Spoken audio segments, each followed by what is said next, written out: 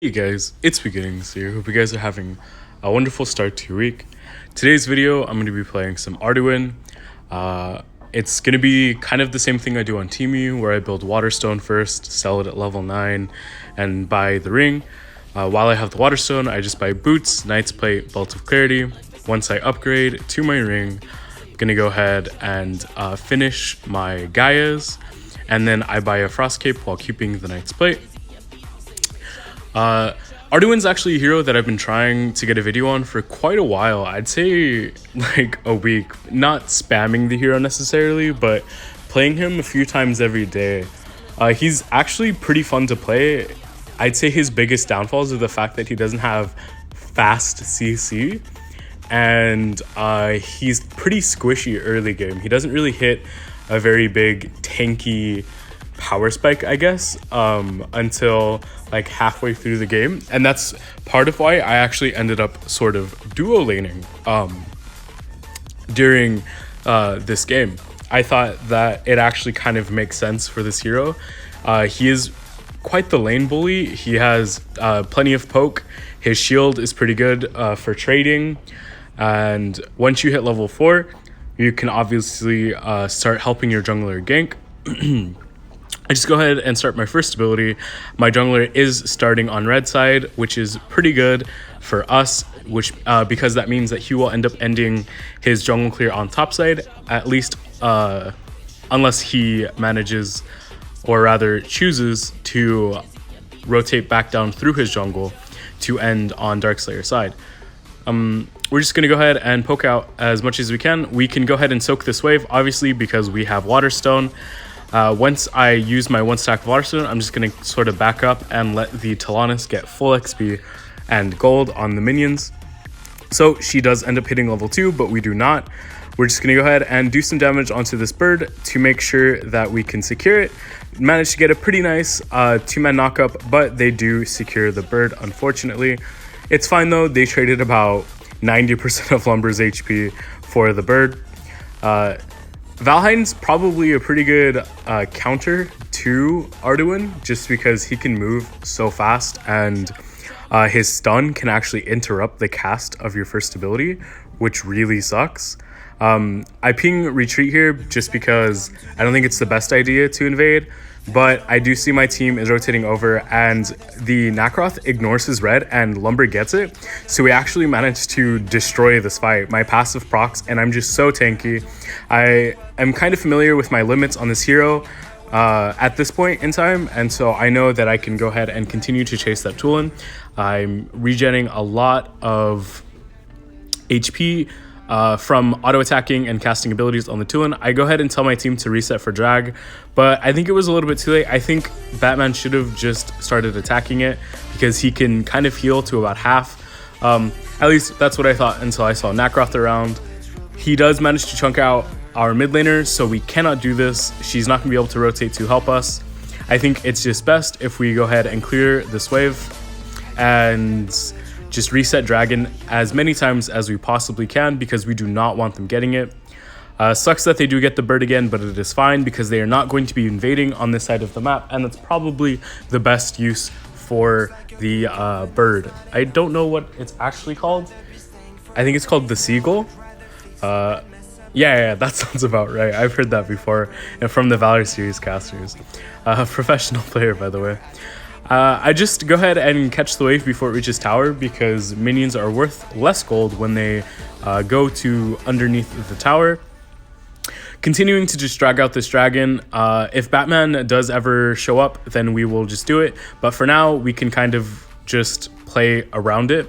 Lumber does ults. It doesn't achieve really anything. My passive does pop, but we will secure this dragon here. Pretty good smite coming out from the Batman. Just gonna go ahead and throw my ult, which somehow goes through them. But I do get a pretty good knock up there as well, and we turn around the fight pretty well. A good 3 for 3, I mean a 3 for 0, considering Batman was so low and we did have the dragon working against us. Lumber's kind of flaming his jungle the entire game. It's kind of annoying. I end up muting him. Just don't pay any mind to players like that. It kind of ruins your experience. I feel like it's actually kind of tilting if you sit there and like give sympathy to people who whine in all chat. I think everyone does it every now and then, but there are people that just do it every game. It's pretty obnoxious. We're just going to go ahead and reset after that play. Make sure we're back at full HP. We can't really make any too crazy plays before our passive is back up. We're just going to go ahead and make sure we're exerting some pressure on to this Liliana's lane, especially so she can potentially rotate to make a play elsewhere. I know Valheim is by himself for a fact. Unfortunately, my ult does not hit him, but I do get a knock up on him. And between Talanis' second ability, her red buff, and the dragon buff, he does burn down quite a bit. Free kill. Lumber definitely chose a bad time to rotate. And Valheim definitely chose a bad time to sort of walk up. I don't know how my ultimate did not stun him there, but we did get his flicker out, so it is fine. You don't have to stress. Arduin's ult is on a pretty low cooldown. It's like 11 seconds or something like that, and it gets reduced from your 3 true damage auto attacks, so it's even lower than that. And that's part of what makes him so tanky, is once you build CDR, once you get to about 30%, you have your shield up super often and you're ulting just about everywhere. Not to mention the amount of attack speed you get from leveling up as well. You can see there that my first ability actually got interrupted. I feel like it's only Valheim and Lumber that interrupt my ability casts. I swear to God, it is the most obnoxious thing. I wish that wasn't actually a mechanic in this video game, because it genuinely doesn't make sense. It's not even a channeled ability, you know? I get a pretty nice knock up onto this Valheim here, and my ult does hit him head on, so we will go ahead and get the kill onto him as well after securing the dragon. I'm thinking about diving this, but Nacroth shows up. I'm just going to go ahead and knock him up a little bit. I throw my ult out, but Lumber does tank it. Batman loops around, manages to get the kill, and I'm just going to go ahead and hit the tower because I'm healing off of it, and it's really low, and it's, I don't know, it's not really worth to focus the Lumber at this point. You can see I'm 0, 0, and 11. I have 11 out of 14 kill participation. That's pretty good at this point, especially for duo laning. That means that there's been a lot of action in Dragon Lane, which is a good thing generally. That means that your jungler is paying attention to the objectives on the map. Pretty excited to have a competent jungler this game. This is solo queue. I've had some very unfortunate games last night and this morning. I go ahead and call for my ADC and my Darkslayer laner to switch, but they do end up getting the tower almost immediately. I go ahead and use my first ability and my ultimate right after, so I can close in for the knockup. I do flicker knockup to make sure that the Nacroth does die. And I'm going to go ahead and chase this Lumber down with my team. 2-0-11, 13 out of 18 kill participation. Feeling pretty good about this game so far. Right now would have been a pretty good time for these Talanis to go ahead and rotate up so we can take this tower, but Wonder Woman does show up and Talanis is bot, so we're not really going to contest too hard. I'm not going to overcommit for anything. Wonder Woman does end up in a pretty bad spot though. After she ults, she walks up, so I know that we can kill her, especially with this Batman around, and since Batman is here, we will get this tower for free. Nacroth, meanwhile, was taking his blue, so we won't be able to take that. That's fine. We got a mid tower, not going to complain too much. We should actually clear his small camps after, just to deny even more gold. Making sure I'm buying the ring, I'm going to go over and help this Amelie. The Lumber ult definitely cuts me off a little bit. I ult in, but I'm going to immediately back off because we are not going to dive this. We do not have a wave. They are very healthy. And we have a mid wave. So we're going to go ahead and take this tower for free, and we should rotate top to take this next tower. Wow, look at that, the macro. But unfortunately, not everyone on my team is on the same page, and they stay to push mid tower, and Nacroth did clear top. I'm just going to go ahead and clear this wave because no one else is going to clear it, and I don't want to leave it at a stalemate, I guess, in between the river and where it needs to be. There's nothing's going to happen by freezing the top wave. We kind of just want pressure. So because we have pressure in our lanes, you can see bot is pretty pushed out. It's going to collapse right before that tower. Liliana is pushing out mid, so we can take the dragon. I think we've gotten all 3 dragons this game. It's feeling pretty good. We've had decent control over the top side of the map, and we're doing a good job at following up our team. One of Arduin's biggest downfalls, especially one that you will see here coming up pretty soon, is that he has no peel. And by no peel, I mean he doesn't really have fast CC.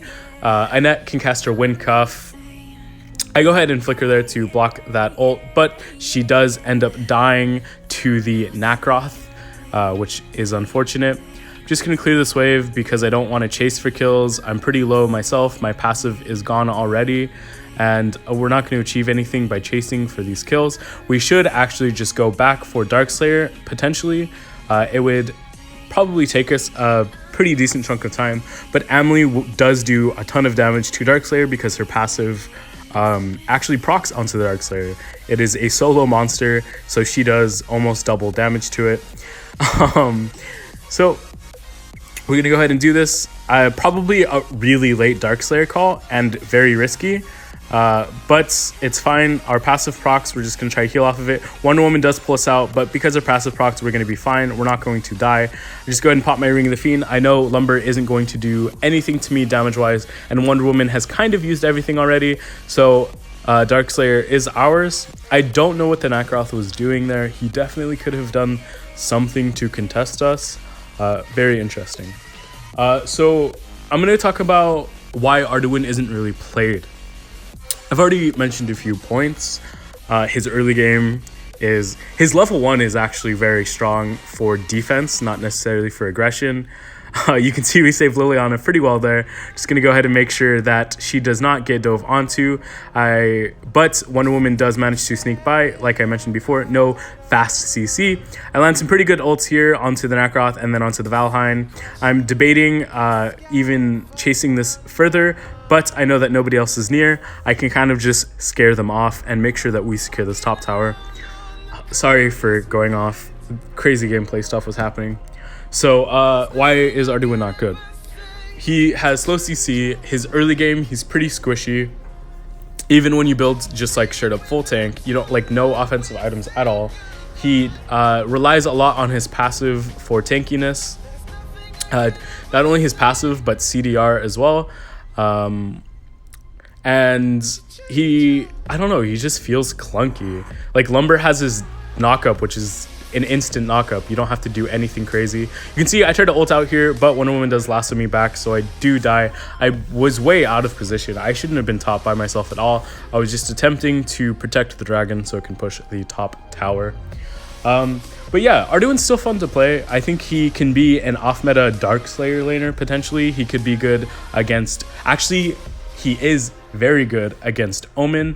Potentially some other picks that aren't coming to mind, like maybe Lubu, Tara, Amelie. He's probably pretty bad against high mobility picks like Zuka and Richter and Florentino. My team kind of just aces them there without my help, which is fine. We're really ahead to still ending the game 2-1-17. Have pretty high kill participation. I think actually I have the second highest after that fight because Batman got like 17 kills and assists. Insane. He kind of popped off this game.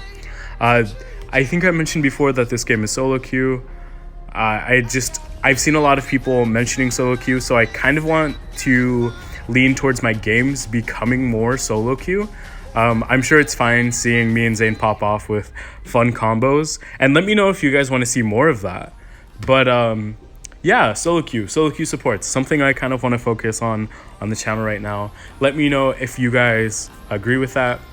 We take a lot of damage this game, like 30%, and we do a pretty decent amount of damage too. I think we actually out-damaged our Amelie.